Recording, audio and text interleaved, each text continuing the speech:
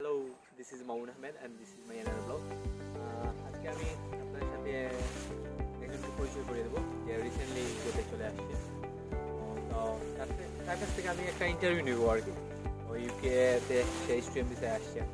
Student ভিসায় আসার পর ভিসা প্রসেসিং, অ্যাডমিশন প্রসেসিং থেকে শুরু করে ইউকেতে আসা পর্যন্ত বাংলাদেশের ওয়েদার এবং ইউকের ওয়েদারের ডিফারেন্স কোথায়, সব নিয়ে আমি তার সাথে আজকে আলোচনা করব এবং আশা করি এই ভিডিওটা আপনাদের অবশ্যই উপকৃত হবে। এবং যারা বাংলাদেশ থেকে অনেক যারা স্টুডেন্ট আসতে চাচ্ছে ইউকেতে, তো এই ভিডিওটা আশা করি আপনাদের ভালো লাগবে। কারণ হচ্ছে গিয়ে আমি তার কাছ থেকে A to Z visa processing, admission test, কীভাবে সে ইউকেতে আসছে তার সম্পর্কে সে এই ভিডিওতে ইন্টারভিউ দেবে, ইন্টারভিউ আকারে একটা ব্লগ করতেছি।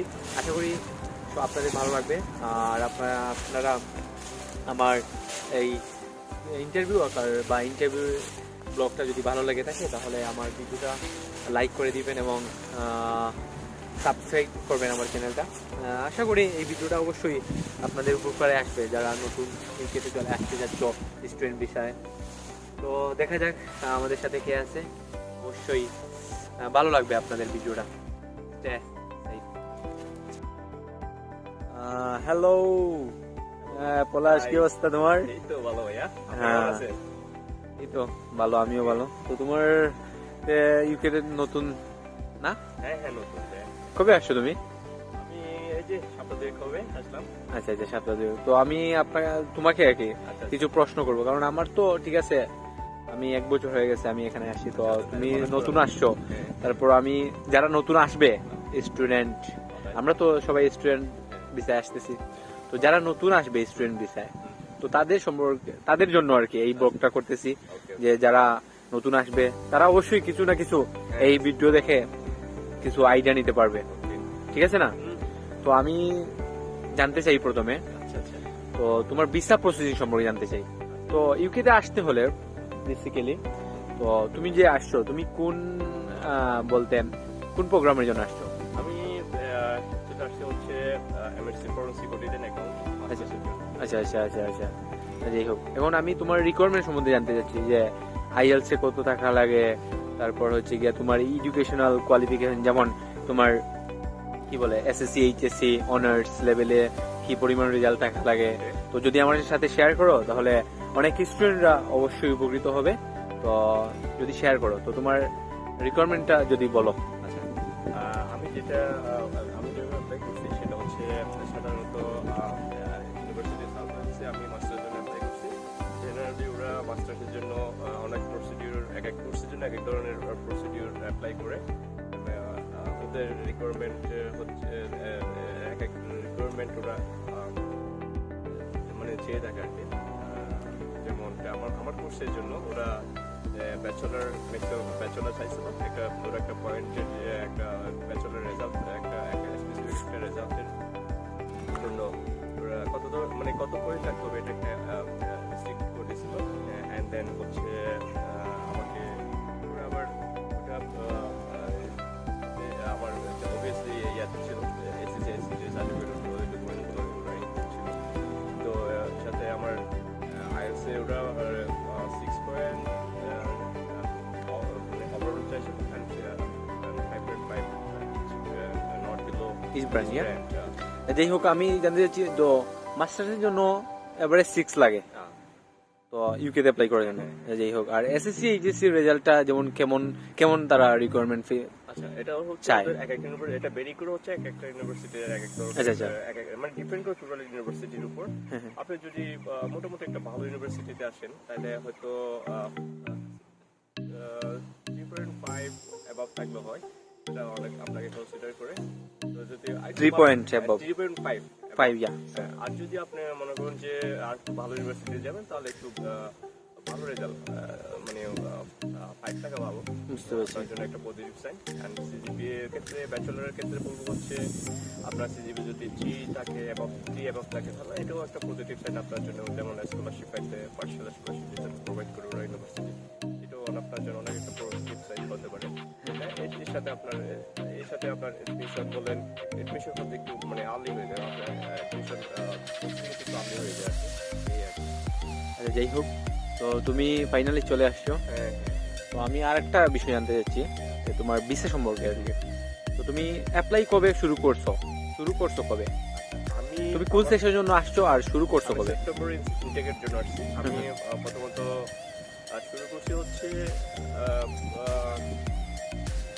মেবি মেতে আমি প্রথম প্রসেস শুরু করি। আচ্ছা আচ্ছা ওইখানে আস্তে স্টেপ বাই স্টেপ ফলো করে দেন আমি এমবেসিতে শেষ 3 অগস্ট 3 আগস্ট আমি জমা দিছো? অগস্টে আমি অ্যাপ্লাই করি। দেন আমি ভিসা রিসিভ করে হচ্ছে ইয়েতে আই থিঙ্ক 8 অক্টোবর। 8 অক্টোবর না? 8 অক্টোবরে আমি ভিসা রিসিভ করি। দেন আমি হচ্ছে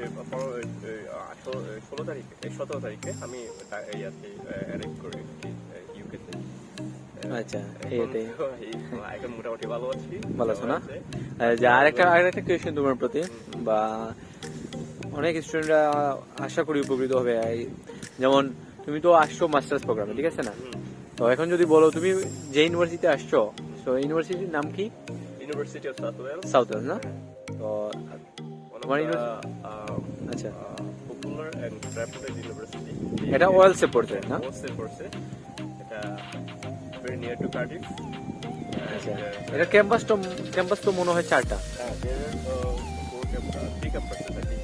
ফোর ক্যাম্পাস আই থিঙ্ক, কারণ আমিও তো ইউনিভার্সিটি সাউথ ওয়েলসের স্টুডেন্ট। আর জানার মধ্যে কারণ হচ্ছে গিয়ে দুবাইয়ে আমাদের একটা ক্যাম্পাস আছে, জানো এটা? Closed? Oh, I don't know, brother. But Sure to me, close? Sure. Okay. Three campuses are available. Main campus is Pontypridd, Okay. and second campus is Cardiff, and third campus also is situated where Newport. Okay. তো যারা মাস্টার্সের জন্য আসতে চায়, তো তাদের জন্য তুমি কি বলবা? তাদের জন্য বলবো যে আপনারা চেষ্টা করেন। আপনারা যদি ইউকেতে আসতে চান তাহলে আপনারা ওদের যে একটা গাইডলাইন আছে, যা যা রিকোয়ারমেন্ট আছে এগুলো ফুলফিল করেন। আর আইএলসের প্রতি একটু গুরুত্ব দেন। আইএলসটা মোটামুটি একটা রেজাল্ট করতে বলে 6.5, বাট নট বিলো 5.5। তাহলে আপনাদের জন্য খুব ইজি হয়ে যায় গেটওয়েটা। আচ্ছা তুমি দেশে থাকতে কোন ইউনিভার্সিটিতে পড়াশোনা করছিলা? আমি ইন্ডিপেন্ডেন্ট ইউনিভার্সিটিতে পড়াশোনা করি। আইইউবিতে না? তো আইইউবিতে তোমার সাবজেক্ট কি ছিল? আমার সেম সাবজেক্ট ছিল অ্যাকাউন্টিং। আর এখানে এমএসসি ইন অ্যাকাউন্টিং এর ফাইনাল ছিল। আর এখানে হচ্ছে ফরেনসিক অডিট এন্ড অ্যাকাউন্টিং। আচ্ছা আচ্ছা যাই হোক, তুমি তোমার সেম সাবজেক্টে আসছো? হ্যাঁ সেম সাবজেক্ট আছে। যাই হোক, তো তুমি আরেকটা প্রশ্ন, তুমি তো বাংলাদেশে অনেকদিন ছিলা আর রিসেন্টলি তুমি ইউকেতে আসছো। তো বাংলাদেশের এনভায়রনমেন্ট, আই থিঙ্ক প্রথমে আমি ওয়েদার সম্পর্কে বলবো। তো বাংলাদেশের ওয়েদার আর ইউকের ওয়েদার অবশ্যই ডিফারেন্স। তো তোমার কাছে কেমন লাগতেছে বলো যদি? হ্যাঁ ডেফিনেটলি একটু টাফ ওয়েদার সাথে একটু ম্যাচ করে নেওয়া। কারণ আমি যখন বাংলাদেশ থেকে আসছি তখন অনেক প্রচন্ড রোদ, একটু মাঝে মধ্যে রোদ, মাঝে মধ্যে অনেক রোদ, আবার মাঝে মধ্যে অনেক কি হচ্ছে ইয়ে ছিল, বৃষ্টি ছিল। আর এখানে ইউকেতে যখন আমি প্রথমে লন্ডন ল্যান্ড করি তখন থেকে দেখতেছি একটু শীত ভাব।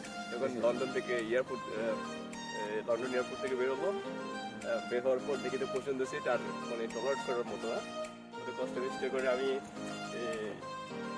কার্ডিফ পর্যন্ত আসলাম। সেই বাসায় ঢুকে এই যে একটা এই যে চাদর নিলাম, এই চাদর দিয়ে কোনো রকম একটা দিন মানে স্পেন্ড করে কথা বলছি। এরপরে এখন তো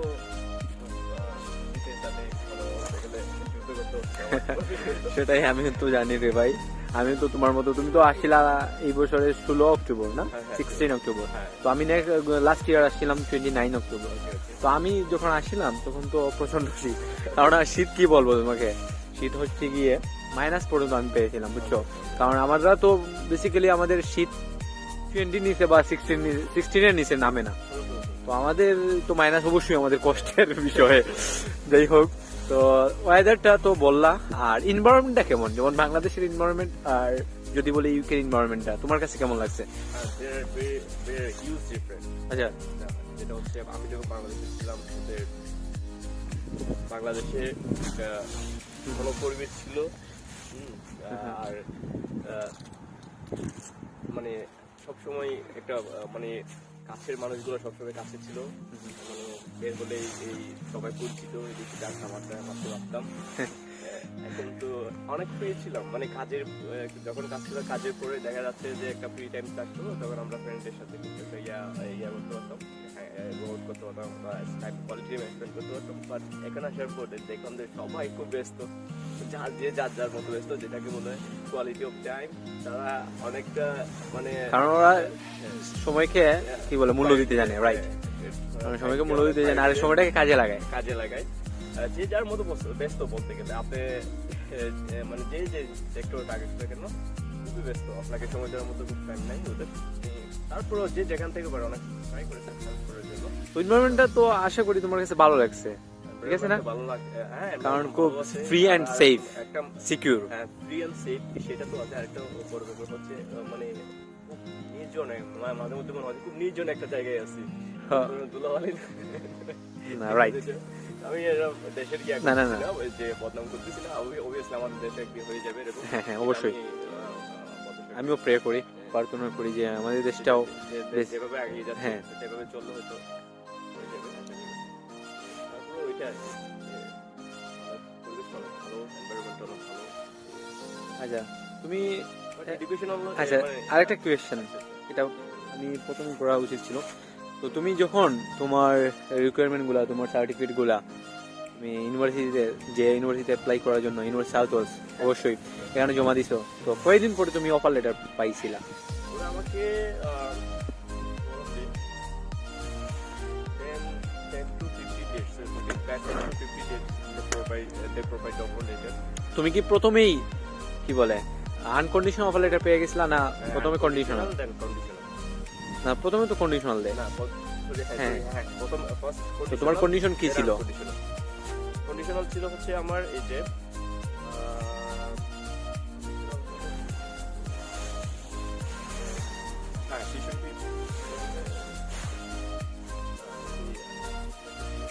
যাই হোক, তুমি এটা মনে হয় স্মরণ করতে পারো নাই, অনেক দিন হয়ে গেছে।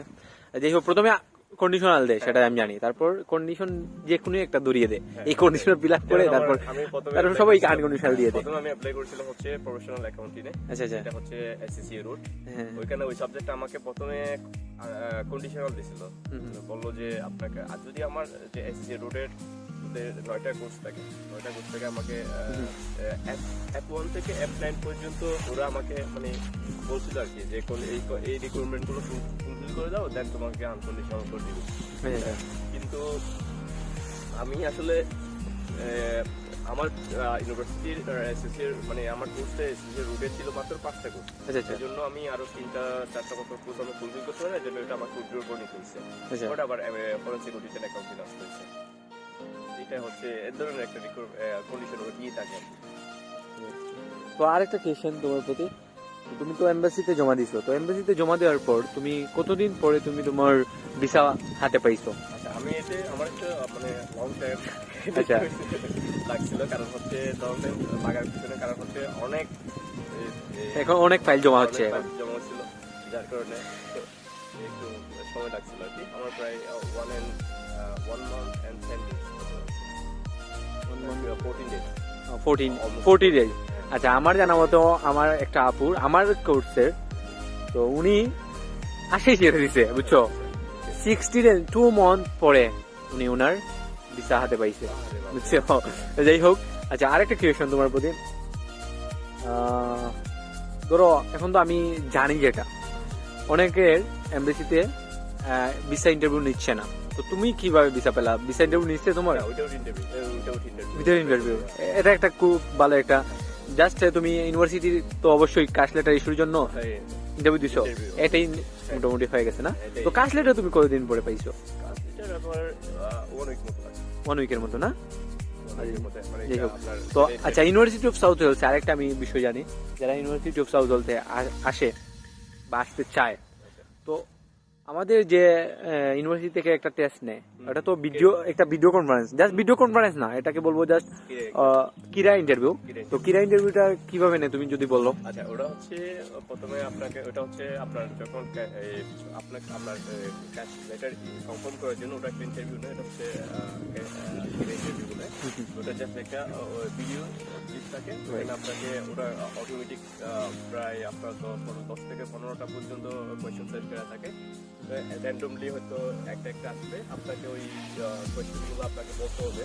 কোয়েশ্চেনগুলো ট্যাগ করতে পারে লাইক আপনার educational background, what did you like, your expected food, and why do you like your university, like that. Then আপনার একদম ইজি আর কি, তুমি কেন এই ইউনিভার্সিটিতে আসবা, এই ইউনিভার্সিটি সম্বন্ধে কিছু বলবা, এটাই আর কি। আর যে কোর্স সম্বন্ধে আসবা এই কোর্স সম্বন্ধে কিছু বলবা, এটাই। এইটাই। আচ্ছা, এই টেস্টটা অনেক ইজি হয়, কারণ আমি বলতেছি অনেক ইজি। জাস্ট এটা ভিডিওর কনফারেন্স না, জাস্ট ওরা একটা ভিডিও ছেড়ে দেবে, এটা অনুযায়ী জাস্ট একটা কোয়েশন দিবে, এটা আনসার দিয়ে দিবা, জাস্ট তোমার একটা ভিডিও উঠে যাবে। আচ্ছা, যাই হোক, ক্রীড়া টেস্টের পর তুমি তোমার কি কাস্ট লেটার পাইছো, তারপর কাস্ট লেটার পর ব্যাংক। আচ্ছা, ব্যাংকের বিষয়টা বলি। এখন ব্যাংক তুমি কিভাবে দেখিয়েছো, বা কত কত লাখ টাকা দেখানো লাগে? প্রায় 20 মতো দেখাচ্ছি। 20 লাখ? হ্যাঁ, 20 লাখ মতো আমি ব্যাংকে দেখাচ্ছি। এটা ওল ফান্ডেড ছিল। তো যদিও আপনি যদি চান অনেক এটা সিকিউর দেখতে পারবেন, না না, সেটা বলি না, 20 লাখ না, এটা বলি না আমি। 20 লাখ দেখাইছো না? আচ্ছা, যাই হোক, 20 লাখ যদি দেখানো লাগে মিনিমাম। হ্যাঁ 20 লাখ একদম লাগে। আচ্ছা, আর কি বলবো? আর আচ্ছা, তোমার টোটাল টিউশন ফি কত ছিল? আমার টোটাল টিউশন ফি ছিল হচ্ছে 11,000। আচ্ছা, এটা হচ্ছে কি স্কলারশিপ বাদে? তো টোটাল হচ্ছে প্রথমে 14,000। তো 14,000 পর আপনি 2,500, 2500 মতো তুমি স্কলারশিপ পাইছো। 2,500 ডিরেকশন। ওকে, যাই হোক, তারপর তুমি ডিপোজিট কত করছো? ডিপোজিট কত করে আসছো এখানে? আমি 6,500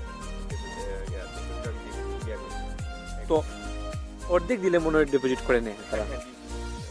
অর্ধেক নিলে তোমার কাস্ট লেটারটা ইস্যু করে ফেলে। আচ্ছা, আরেকটা বিষয়, তো টিউশন ফি গেল, আর কি প্রথমে খরচটা যদি বলো তুমি, যেমন নতুন যারা আসবে তাদের জন্য। আমি একটা করে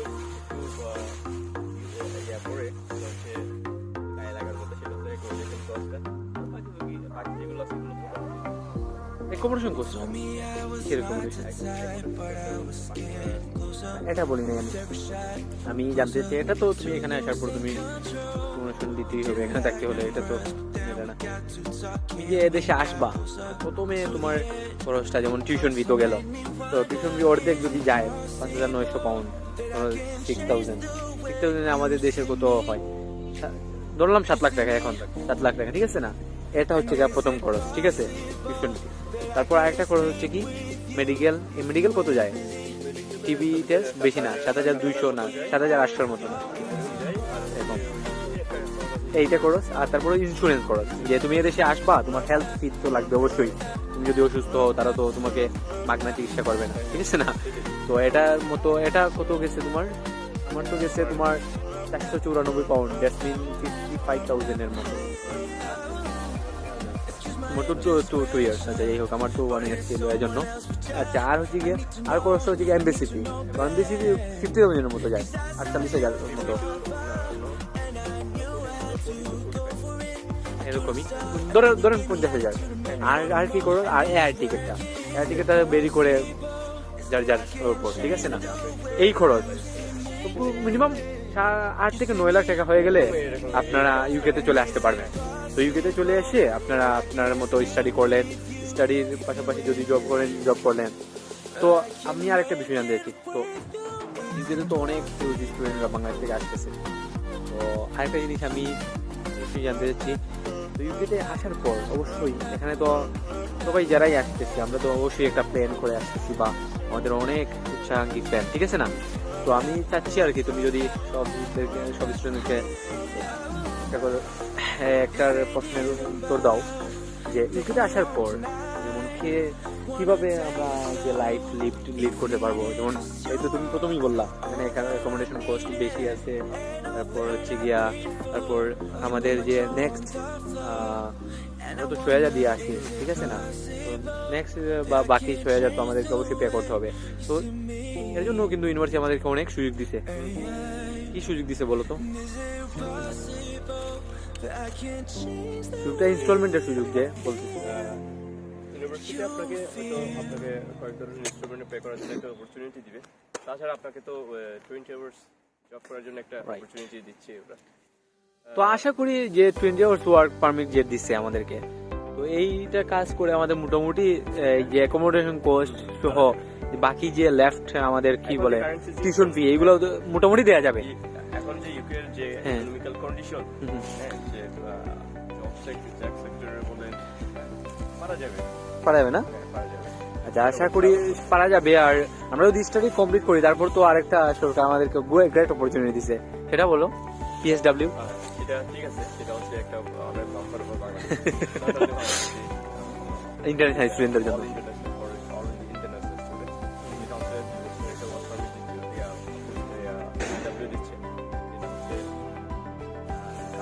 আপনাকে মানে আপনি যে টাকাটা খরচ করেন সেই টাকাটা তোলার জন্য একটা না, bumper তোলার জন্য এখন বাম্পার অফার তো বলে ঠিক আছে, তুমি বলছো এখন PSW যদি পেতে চাও বা পেতে চাই আমরা, তাহলে কিভাবে পাবো? বা এটা ডেফিনেটলি একটা আপনাকে কোর্স কমপ্লিট করতে হবে, কমপ্লিট করতে হবে, সেটা ঠিক আছে, Must, অনেক এটা must। হ্যাঁ, আপনাকে এটা অনেক স্ট্রাগল করে মানে কোনো ধরনের ইয়া ছাড়া, হ্যাঁ, আপনাকে কোর্সটা কমপ্লিট করে ফেলতে হবে।